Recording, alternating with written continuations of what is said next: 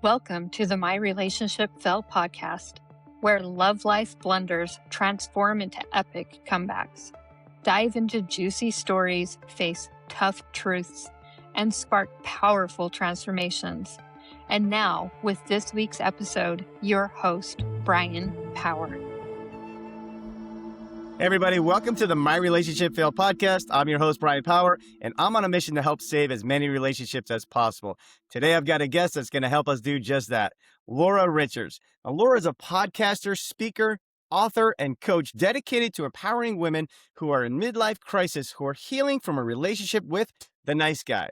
Now, through her global podcast, That's Where I'm At, and her best-selling book, Married to a Nice Guy, Getting Over Narcissistic Abuse, Laura shares her personal journey of recovery from a 32-year marriage to a narcissist. Laura's mission is simple: to shine a light on narcissistic abuse and let women know that they are never alone and that healing is always possible. Laura Richards, welcome to the My Relationship Fail podcast. Thanks for having me. I'm happy to be here. My God, I am so excited to talk about this subject because the narcissist, right? Narcissist is such a big word today. Yeah. And everybody is talking about how their spouse is a narcissist and everybody's a narcissist. Yeah. And I think it's really confusing and it's really challenging and it's really painful sometimes, to think that you might be with a narcissist or, your spouse may be, or even if you're thinking you might be or something like that. Like, it's just such a word that I think so many people are dealing with. And so I'm excited to learn more about, this subject called narcissism. And you're an expert on this through your own personal journey. So I'm looking forward to you sharing all that information. But before we get into the details of narcissism, can you tell us a little bit about your personal journey? Like how it started, where did it all begin? Tell us a little bit about your childhood and what that was like. Sure. Well, I grew up in a pretty happy household, though we did have yelling and screaming. And it's so funny because I do the same thing when I interview people and we start talking about their childhood. They're like, it was a great childhood. And then like 5 minutes in, we're like, holy crap, it wasn't, So when I think back on my childhood, was it bad? No. But it was a different era too, right? Like there was, we got spanked and all these kinds of things. But I do look back and had the example of like toxicity, dad calling mom crazy, things like that. Like we weren't having communication. And there's also family trauma. We had some family trauma that no one dealt with because it was it was the 80s. And it's like, well, my parents are born in the 30s. Who was going to therapy? Nobody. And so I think that the way that was handled, I mean, not just that, but also like, I felt like I'm the oldest, I'm parentified. I really helped my parents a lot with, when I was growing up with things. And so I feel like I learned to be quiet and don't ruffle feathers, don't get in trouble, be the good girl. And also women are societalized that way. And so that kind of led me into every relationship was needing someone to love me. Like, can you love me? Will you love me? Sure. Great. Let's get together. And so that was my whole life and what led me down the road to eventually marrying somebody who was the nicest guy. Why I named my book what I did was the nicest guy, but behind closed doors. I always say he wasn't a monster, but I didn't want to be alive at the end. Well, that sounds pretty painful, but I'm excited a little bit. Real quick, where did you grow up? Like, what state were you? Where did you grow up? What state? Grew up in Las Vegas. That's where I live Wow. now. Yeah, it's my hometown. I spent the majority of my life here. I went away for college. We've lived in a couple other cities, but Las Vegas, once we moved to Las Vegas, my family hasn't left. And yeah. And you said you're the oldest of how many was it? At three kids. 3. Okay. So brothers, sisters, both? I have a brother and a sister. Yeah. Very nice. And so you're growing up in Las Vegas, what seems to be, for the most part, a normal family, right? But you're able to look back and go, yeah, there were some arguments, there were some difficult situations, some trauma you mentioned. Yes. You mentioned parentification, which means you're basically kind of taking care of your parents, right? And nurturing the parents. Is that parentification? And parentification too is also like you become a parent figure, like you're expected to Gotcha. You're expected to be more in charge. And a lot of times that happens to us firstborns. That's Right. Sure. Yeah. You're the oldest, so you're naturally going to be it's just the what's parent in line. yeah. And I understand that. My parents were hardworking and, we're in middle class jobs. And really, when I look back, I'm like, were we middle class or were we lower middle class? Look, we always had food on the table, but I know my parents were doing the best they could. And so as when you're parentified, that just means that like you're picking up the slack when they can't. Right. Yeah, and that's challenging, of course. And like you said, a lot of times back then, a lot of parents and a lot of people weren't doing therapy. That just wasn't kind of thought of. People are just going through the motions, thinking that's normal, thinking this is just the way life is, or all that Yeah, difficult I stuff. dealt with this thing, and so now this Right, is part of my life, and yeah, we right, never had those conversations of like, "Hey, I went through a trauma when I was a child," and my right, parents had trauma, and then we had a family trauma that happened, and I really, don't wanna give you the details of that, but just know, insert any family trauma you got, everybody, right. Yeah. and my parents didn't know how to deal with it, and I feel bad for them thinking back, but later on is what prompted me to go, "I gotta go deal with this," so I went to therapy. Wow. Yeah. Right. Right. So as you become an adult, you find yourself, like you mentioned, like looking for love outside of yourself, right? Yes. You're looking for somebody who can love you and take care of you and feed that part of you that's maybe missing and feeling, awkward. Did you start dating young? Did you date multiple people before you found like the 32-year-old, 32-year marriage type of thing? Like, did you have a few other experiences or did you jump right into like just one and that kind of was off and running? Yeah, so for me, boyfriends were serious business because, I was still very young even when I married my ex, boyfriends were serious business. So if you wanted to be with me, like I wasn't going with anybody else. This was it. Like this was gonna be my husband even. You know what I mean? Like this is Right. the my Right. 16-year-old. After 2 weeks, you were in. Yeah, and so it's just sad to think about, but when you don't love yourself and you said looking outside of yourself, I never looked inside of myself for any internal validation, and I wasn't getting it anywhere else and really being societalized that women are societalized that a man completes you. That's what we're taught, and so that's what I thought. Well, and if I'm with somebody who really truly loves me and sees me, then I will feel whole because I didn't know how to get that any other way. I wasn't taught to look internally or do anything else like self-esteem or any of those things. I wasn't taught any of that. Yeah, I can totally relate. I grew up in a little dysfunctional aspects. There's a lot of dysfunction, I guess. My father wasn't there, and so as I became a young man, I struggled with my own sense of self worth and ability to love myself. And so I also, of course, look for outside sources that can make me feel good and feed my ego and kind of make me feel like maybe I'm okay, right? So, but when we're doing that, that's a Yeah. recipe for disaster. To comment on that because even subconsciously, like the times when like my dad didn't show up for whatever it was, like a school play or something. I wasn't in a school play, but you know what I'm saying. Yeah, For an event, because he was working, right? And then I ended up marrying a man like that. But even like for you, like subconsciously, okay, your dad's not there. It's like, is anyone explaining to you why isn't he there? And then you're like, but am I not good enough for him to be there? I'm not saying that's what you were thinking, but those are the thoughts subconsciously that go through our head that like create us and then move us through life. And sometimes unless we do the work to really talk to our subconscious and really analyze it, we don't know. And so there's a reason I have a microphone in front of me. No one wanted me to talk. There's a reason why now I have a microphone. that's right. That's It's right. not a surprise. Yeah, I've learned so much about the subconscious and how a lot of our childhood trauma does get stuck in our minds, and we begin to perceive the world through that, if you will, and it becomes a really false sense of perception, if you will, but it becomes our reality, and so we just think it's normal, and so as we begin to get into our adult lives, we are going through these patterns that are really destructive, and unfortunately lead us into some really bad situations, and until we become aware of that and begin to do the work, we can find ourselves in some pretty bad relationships, pretty bad situations, and life can be pretty challenging, right? And you found yourself in a pretty difficult situation. Can you tell us about the 32-year marriage that you ended up having? How did it start? And did you see some red flags right off the start that you ignored? Give us a little info on that. Sure, of course I Yeah, if you did. don't mind talking, tell us about the I experience. mean, he was 18, I was 19 when we met. Now, we weren't together at that time. We met in college. We were friends. We didn't, I was 23 when we got married. He was 22. We were still so young. Sure, We sure. did not have a full brain. So we were not making good decisions, no executive functioning, no Yeah, critical thinking. sure. Like we're little babies trying to make these decisions. So did I see red flags? No, not at all. I didn't even know he was a narcissist until after we were divorced.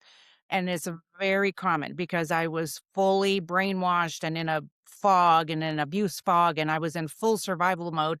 My brain had completely like my brain was shutting down, going like, "We will do anything to protect you," and that's what happens. This is very common. I felt really ashamed about that until after going like, "How did I not see any of these red flags?" Because this is the problem. The red flags don't look red. They look red, but then there's 100 green ones before and after. And so the red flags get dismissed very easily because if you look too closely at the red flags, you will lose your entire identity, your relationship, your entire life. And so sometimes looking at the red flags, I didn't want to. I wasn't going to, because when you're in psychological abuse, which is really every abusive relationship is psychologically abusive because someone isn't being hit and then their partner stays, right? You don't stay from being hit just because for fun. You stay because you've been manipulated to stay there. So the red flags look like a backhanded compliment. We rushed to the altar, rushed like as fast as we can. And they do that on purpose. They do that so that you don't learn who they really are, right? They're wearing the mask. They're like bamboozling you. They're getting you. They want to lock you down.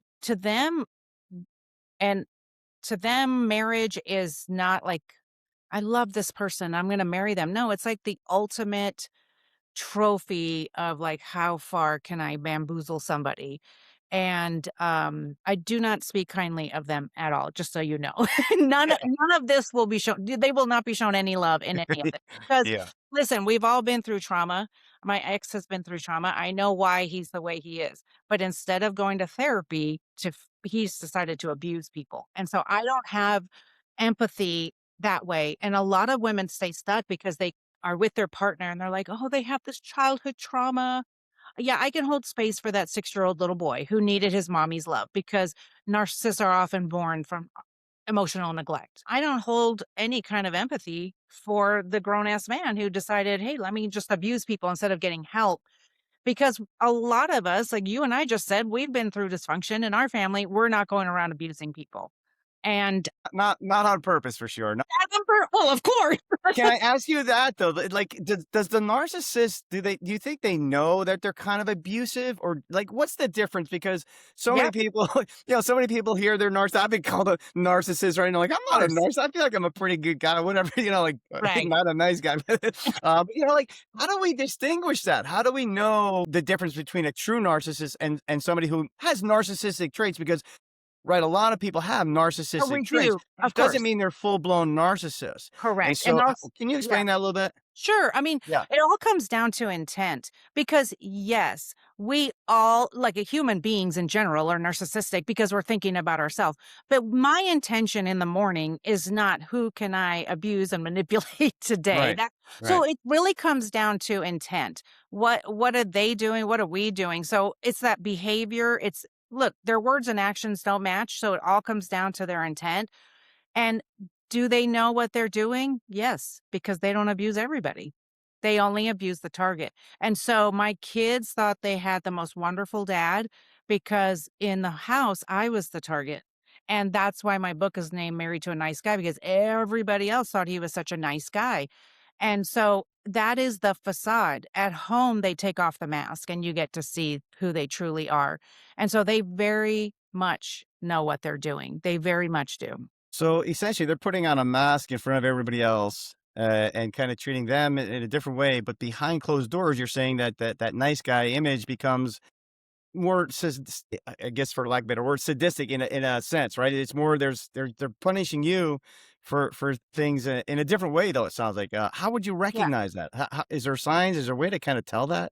Yeah, and so this is the thing that I don't usually say like this is what a narcissist is and here's your checklist. This is the reason why I don't do that.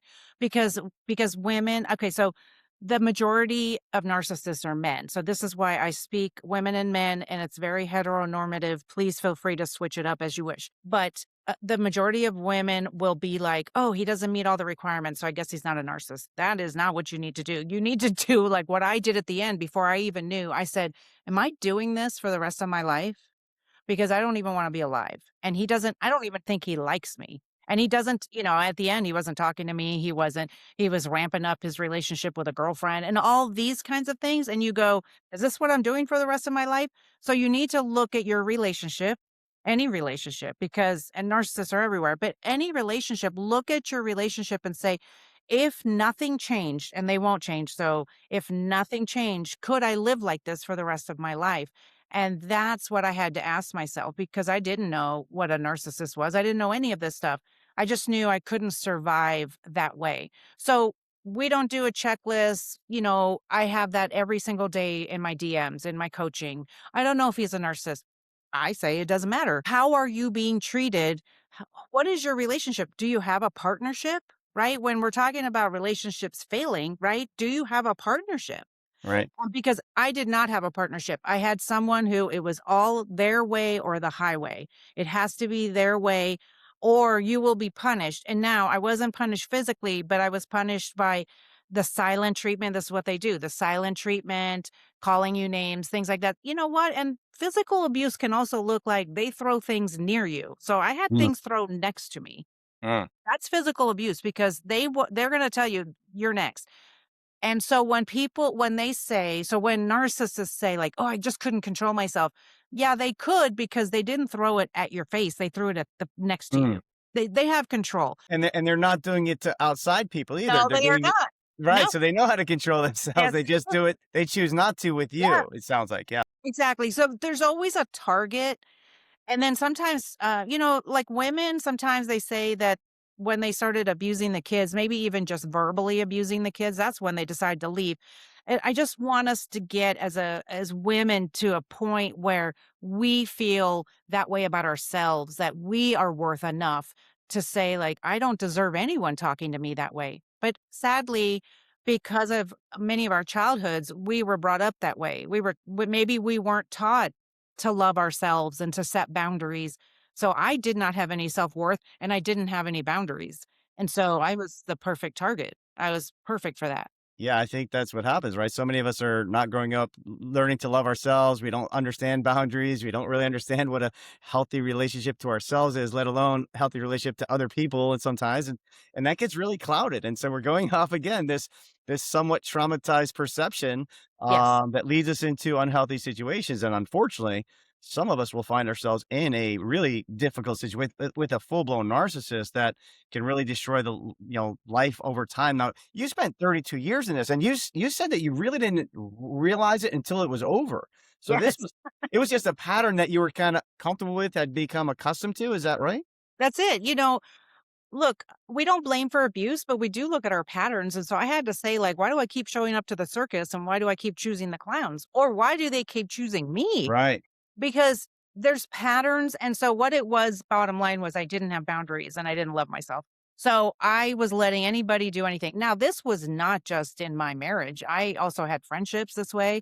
I had community, like church and stuff that was the same way. I noticed that in my family as well. Every single thing. So when you're doing that and you're looking at every single place that you're in and you are the common denominator, you tend to blame yourself and say like, well, it must be me because everyone told me Laura is the problem.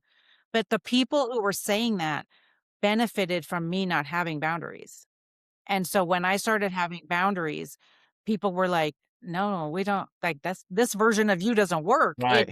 it needs to be the old version that we had control over," which they're not going to say that, but that's what you're going to see. So even though you are the common denominator, you just have to look at your patterns. And that's why trauma informed therapy is best if you even remotely think you're having, if any of this resonates, because if you go to just regular therapy, talk therapy or whatever, sometimes they want you to like, well, maybe you can sit down and have a conversation. And like, I made the mistake of bringing my husband at the time into therapy. And every single time it was my fault. Mm. Was really worried about me. It's like, yeah, you know what I mean? So you're not supposed to go to therapy. It is not recommended because you are in an imbalance of power. They will bamboozle therapists that are not knowledgeable. And so even when I went to a divorce group after I got divorced, they talked about reconciliation. And all of us, every single one of us in that group had been abused. And I was just looking around. A couple of us were like, reconciliation? They're already with somebody else. And why the hell am I reconciling with an abuser? And so that's why you have to find the right group, the right therapist. The minute they start talking reconciliation or how you need to change to accommodate somebody, no, run for your life because we don't accommodate abusers. We learn boundaries and we learn healthy boundaries. Yeah. Yeah. Because and That's a big one. they're not gonna work on the I'll just tell you right now, boundaries don't work on the narcissist, so the relationship is going So is that a telltale sign then a little bit if they're just don't adhere to boundaries and they is that kind of a sign that somebody could look Yeah, for? for sure. Yeah. And listen, that's really any toxic relationship you have, right? I mean, where you say like that I'm uncomfortable in that situation because we know that narcissists can be even sexually coercive, think physically coercive. So like you're constantly just going, okay, yeah, fine, let's just do this. Or yeah, that's fine. You can do whatever you want. I had boundaries with my ex. I had a million boundaries with my ex, but I didn't know how to hold them. And so one of them was with women, and it was like a constant thing our entire marriage. And so that was sort of how I started after was starting to understand this is what narcissists do. And so that word really helped me. I saw an expert talking about it and I was like, "Oh, that's exactly what he was doing." And the other signs of like they need to have a need for admiration from you and everybody around you. There's a lack of empathy, like the amount of like to the point where he was apathetic. Like they really don't care. My mom had passed away. This is sort of how our marriage started to fall apart. My mom passed away and he didn't understand why I was still sad a few months later. Mm. Like he didn't understand that. And to me, I was like, what do you mean? What are you talking about? Do you know that's why I went to therapy?" He said I needed to go to therapy because why was I still sad? And I said, "You know what? You're right. I should go because I hadn't had anybody so big, like close to me die like that. My grandparents lived in a different country, so I didn't really have that relationship with them. So it was sad, but not like my mom dying. And so that's why I went to therapy. And so let me tell you, that's where I found out I have a voice. I can set boundaries. So Did you know you're still allowed to be sad if someone dies? It's been 6 years and I'm still sad. so he set you on the path of healing then. That's at least he did one thing good for you, right? So he sent you there. You started to learn about yourself and started to realize, wait, I've got some things that I could do differently. And those differences, I'm assuming, began to make. Did it make the relationship conflicting? Obviously, did it Yeah, start to cause a lot of problems in the relationship once you learned how to set boundaries? Once you I start learn how did. to love yourself and everything? Yeah. Yeah, I mean, what happens is someone who's a narcissist, because you can use the word toxic, but that's just not enough to explain it. So I really use the word narcissist because this really explains him. And if we use the word toxic, that can just be somebody who's a jerk. And this is why I use the word because if you break it down, it helps you to move forward on your healing. So narcissists don't care that you know all that stuff, right? They don't care that your mom died and you're trying to heal. And so what that did when I was starting to get a voice in therapy, that's when the discard was happening. All of this is in hindsight. Don't remember any of it from there. I was shutting down. I was really depressed and then sadly our sister-in-law passed away the following year. And so like it was just one right after the other and it was really traumatizing, and so, like, I almost couldn't recover. I was trying to, like, grieve and then also, like, manage my emotions around him. Because why are you grieving over 2 people in our family that are dead from COVID? Like, why are you so sad? I don't know. Why should I have to explain this to Yeah. Yeah. So so what happened is really the discard started happening, and so he stopped talking to me. He said he was not going to be intimate with me anymore. He was pushing every boundary, and I wasn't stopping him, wasn't involving me in his life anymore. He would literally make dinner or make drinks or whatever and not offer me one. And what this is doing is to show you, hey, you don't have value to me anymore. And then they really want you to be the one who says, I'm out. And that's what I ended up doing. And now he interesting. can and then they can play the victim. And Uh, this is they're all the same. Listen, they're all the same. I've heard this story over and over. And so is telling everyone I gave up on the marriage. And, he forgot the part where, Right. Yeah, you're the bad guy now. Yeah, because of after 32 years of this, challenging, yes, dynamics, you finally had enough, and of course, it's your problem. But yeah, so it sounds like he was already doing some really pulling yes. away, doing the discard, showing you that you had no value, but you started to feel like I have value, and I know that's a lie, Yeah, I and know, you it was finally a took your lot, power. yeah. It was so confusing, I'm telling you. And, when you're in abuse like that, you go into survival mode, and I was there's fight or flight, but there's also freeze and fawn, just means you do nothing, right? You're just like, you can't even make decisions because they are telling you every decision you make is wrong anyway.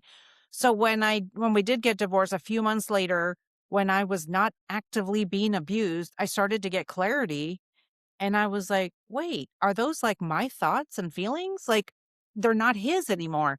And so that's why I started to kinda wake up. I think I may have said the word gaslighting a few times, and so the algorithm started showing me videos, and I started seeing videos on narcissists, and I was like, "My entire life has been explained. My entire life. That's it." So tell us a little bit about that gaslighting. Can you explain that a little bit and how that works so somebody could be aware of that if they feel like they're being gaslit? Yeah, so it's not just that they're lying to you, but they're actively trying to confuse you so that you don't even trust your own thoughts. And so, like, he would say whatever it was, and then a couple days later, I'd say, like, "Hey, remember when we were talking about this? Do you still wanna do that thing?" He'd be like, "What are you even talking about?"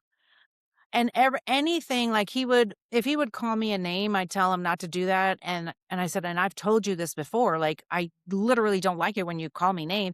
I've never heard you say that, and you're making a big deal, and you overreact to everything." So gaslighting is not just lying to you, it's actively trying to confuse you because chaos and confusion is their main tactic. And so gaslighting is their main Gotcha. tactic. Yeah. Gotcha. Wow, that's powerful. Wow, that's challenging. So if somebody's really in a relationship right now, they're struggling, they feel like, okay, my relationship is, I have issues and there's stuff going on here, but I'm not sure if my spouse is a full blown narcissist or what are the steps they can maybe take to start to get there, and then ultimately, if they decide and figure out that maybe my spouse is a narcissist, how do they ultimately get out of that relationship? What would you suggest? How does that work?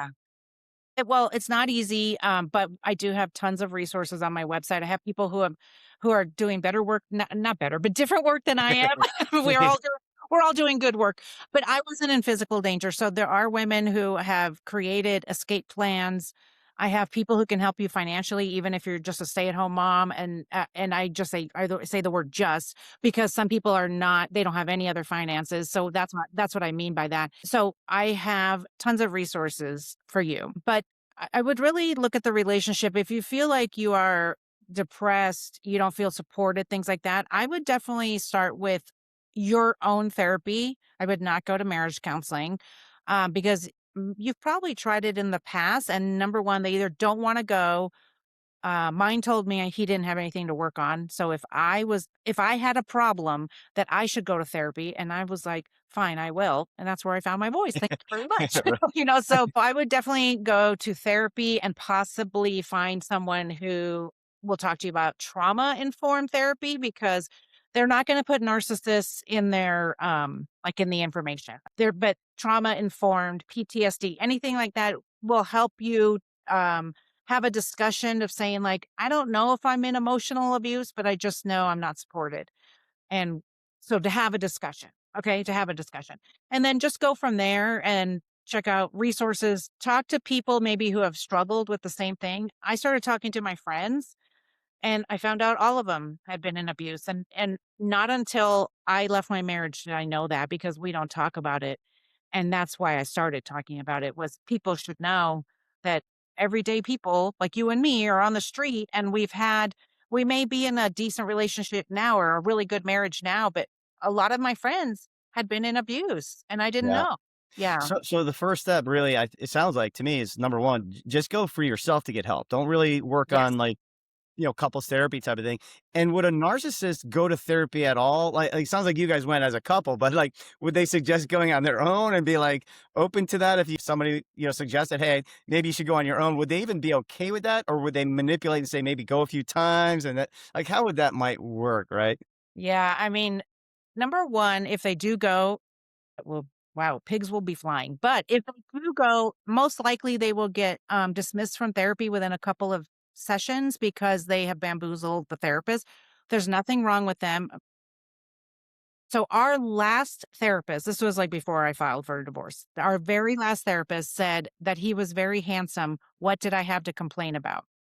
My God, that's So this is awful. what happens. Okay, so I could not even I threw a fit like a toddler. And that is very common when you're in abuse, you like your buttons get pushed because they installed them. And so I had this reactive abuse, right? I hate saying reactive abuse because it's reactive rage. I'm reacting to what just happened. And they were like, you should probably go on medication. Both of them. You should probably go on medication. Look at the way you're behaving. And I had a separate individual therapist and I talked to her and she's like, no, you're good. Like, she's not your therapist. You don't need to worry about that. You're allowed to react in that way from what she said to you. You're allowed. Right. And so thank God for her. Like, she helped me so much to really see myself. And this is another question that she told me to ask myself is he unwilling or is he unable? And so when That's a great question. How do you know the difference, right? That's a great question. it's such a great question because every time I said, this is happening, she said, do you think he's unwilling or do you think he's unable? And I said, I think he's unwilling. And she's like, then you need to make your decision from there. So I was going to leave one time, I was going to leave for a week, send a message. Then he wouldn't have cared. But, to send a message. And she said, well, you've been infinitely clear with him. So now, if you leave for a week, is he unwilling or is he unable to understand? And I said, he's just, I think, unwilling. And she's like, so do you really need to leave for a week? You know what I mean? Like, she never told me to get out, but because I don't know that she completely thought, I mean, I didn't know I was in abuse. Maybe she didn't know. Uh, and she's not diagnosing anybody but me. And she just told me to ask myself that and just like look at myself that way.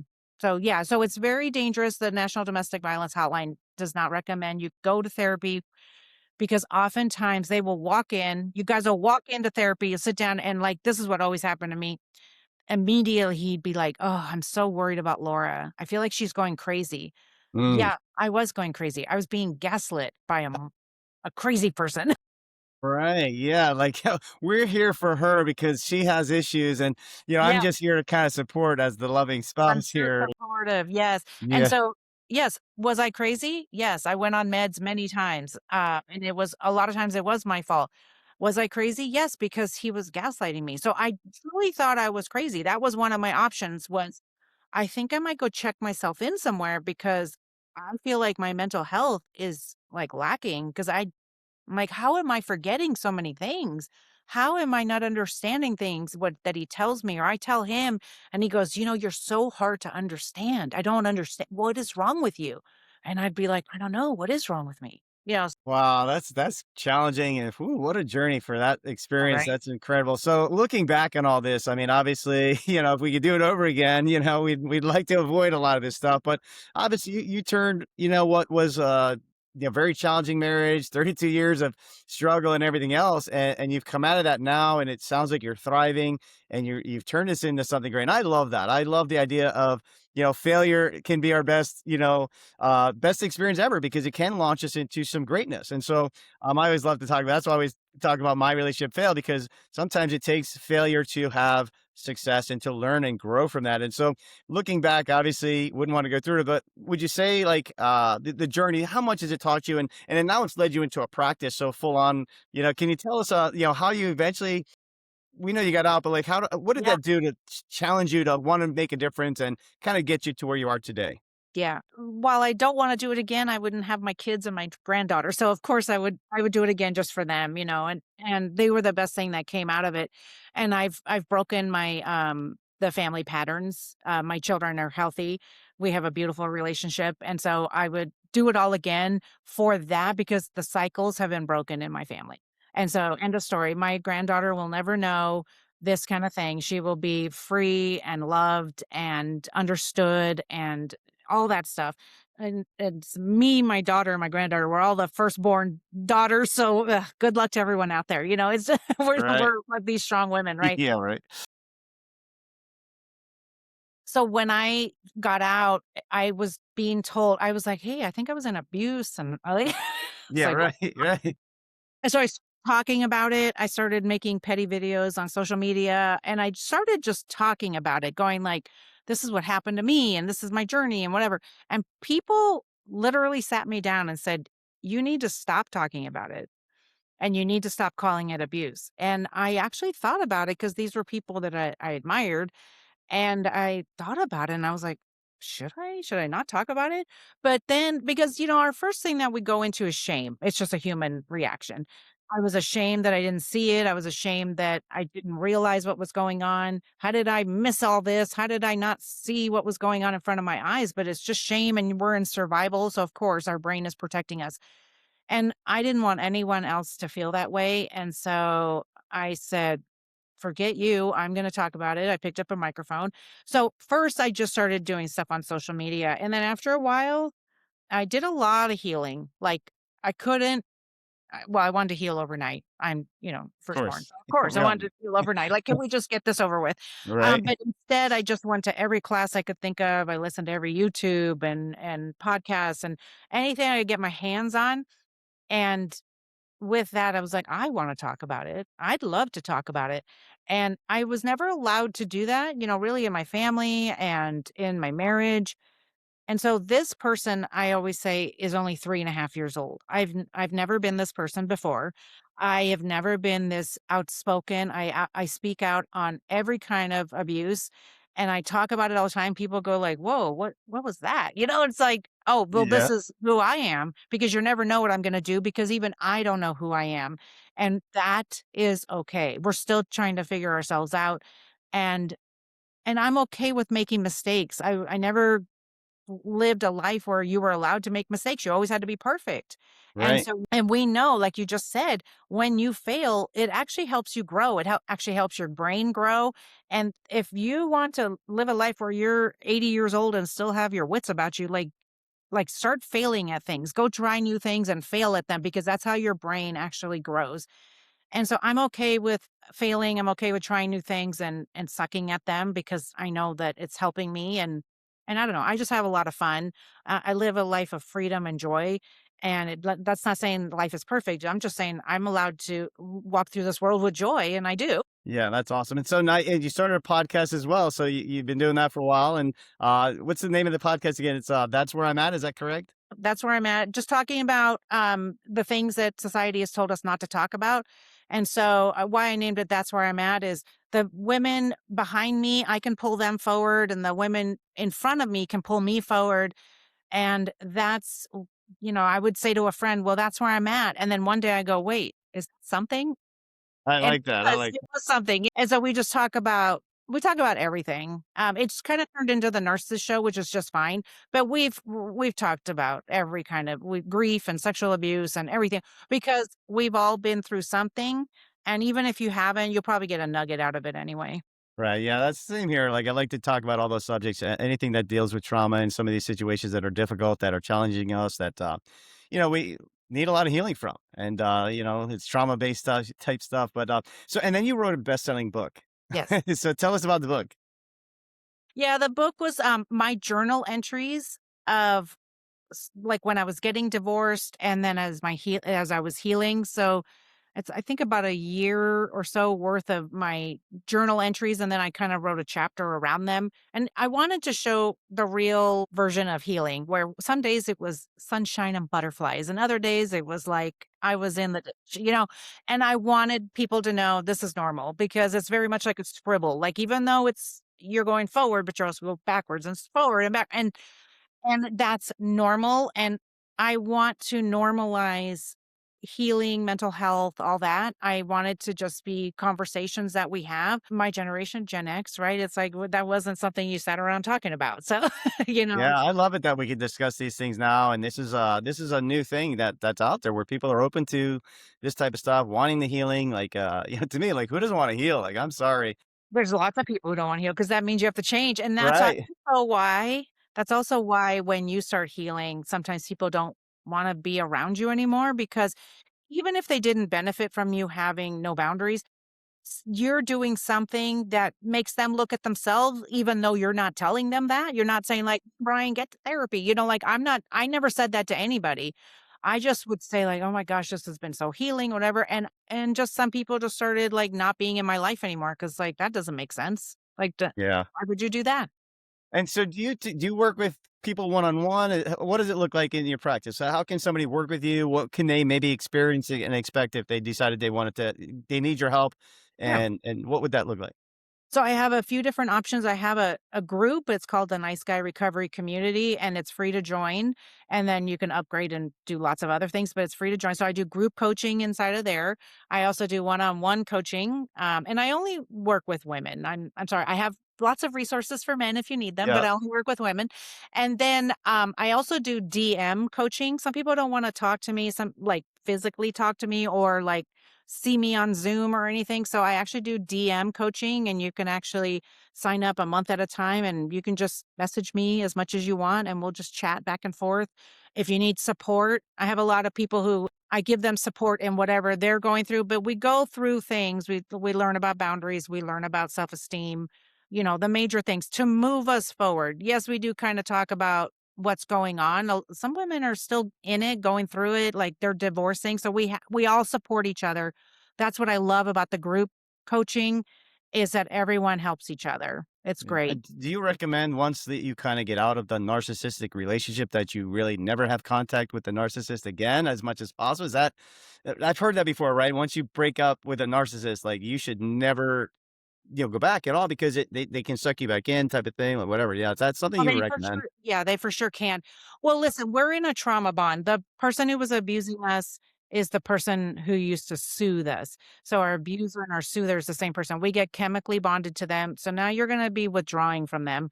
I didn't understand it, but then as I started to, that's why naming this pain helped me. Oh, okay. In narcissistic abuse, you have a trauma bond. Oh, that makes sense. So now I could move forward in my healing. I feel crazy. And yes, you have to go no contact. And then, yes, I do have strategies if you are having to co parent. I did not have to co parent, and he did not. Yeah. Cause that's got to be really Oh, challenging. God, I feel sorry for everybody. My kids were grown, thank God. But I do have strategies and I do have resources for that. But yes, go full no contact. Listen, I have people who say like, "I saw on social media," and I'm already like, "Why? Why did you look at their social media? Oh, yeah. Right. Why are you looking at that?" I unfriended, every single person that we had in common that was really his friend, and then I blocked him because I knew he was gonna, like, start immediately with somebody else, most likely the girl he'd always, messed around with. Yeah. And he did, and so that was really hard. So I went full no contact before I even knew what no contact was. I just was instinctively protecting myself Right. Wow. because your brain is already look, my brain used to say like, "Hey, don't we have a husband?" So look, your brain's already like already messing with you as it is. Right. You need to be looking at their social media. Yeah. Look, it's so hard because so last summer something happened and there was a video and my ex and his new wife, they're just friends, but it's his new wife. Yeah. Uh, Yeah. you know, they were Yeah. on a video on something in a public area, and my son looks at me, he goes, "Do not go watch that video." And what did I do? I went and watched the video. You fell for the trap. I fell for the trap, and it took me 4 days out of that spiral, and I finally had to call my coach, and I said, "I screwed up, this is what happened." She's like, "Okay, well, you're normal, you're a human being." And I texted 2 of my friends who have been through it, and I go, "Oh, I just did this." They're like, "I would have done the same thing." So just like being Yeah. honest with yourself, it's normal. And that's why when we're in the group setting, oh gosh, it's so good for us to just go, "Ah, I screwed up today. I accidentally looked at his social media or I looked up their marriage license or whatever." Yeah. You know what I mean? Like Right. we're supporting each other and talking each other down from the ledge. No, group settings are great, and you can get a lot of validation and understand that you're normal and you are, Yeah. you're going to heal through this. It's very similar to a lot of other people, and there's a process to this, and it takes time. Everybody's different, different journey. I would imagine some people are able to kind of maybe overcome things a little quicker. Some maybe take a Yes. little bit more time, and it's just that process. Everybody's going to be a little bit more individual, but it's great that you have those resources, and you're a huge resource. So anybody who is dealing with narcissists or think they have a spouse that's narcissistic and really want some help, how can they get a hold of you? Where's the best place to reach you, and how can they get a hold of you? My website is that's where I'm at podcast.com, and I'm all over every social media as that's where I'm at podcast. So I post videos multiple times a day and I explain things, and I may just make fun of the narcissist, and Yeah. I always make fun of my ex. I'm all the time. But so I use humor because it gives us some good chemicals back in our brain, and we need it because if we don't have the good chemicals there, it doesn't matter what I tell you. You have to start healing somewhere. So have always used humor. And so that's where I'm at podcast.com. Will get you everything. But yeah, just come look for me everywhere. That's great. I love it. And yeah, guys, I tell you, she's a great resource. Follow the podcast, listen to her stuff. I was very, very blessed to be a guest on the show as well. So very thankful for that experience as well. But yeah, Laura Richards, this is a great conversation. I'd love to have you back again sometime. Hopefully we can do it again. But yeah, let's talk again sometime. Thanks, Bryan. I appreciate you. Thanks so much, Laura. Again, guys, hey, great show. Hope you enjoyed it. And we'll see you again next week on the My Relationship Fail podcast. Thanks, guys. Thank you for listening to the My Relationship Fell podcast. For more great content, visit www.myrelationshipfell.com and follow us on Facebook, Instagram, and YouTube at My Relationship Fell. Please be advised, the information presented on this podcast is not a substitute for seeking help from a licensed mental health provider. Until next week, take care.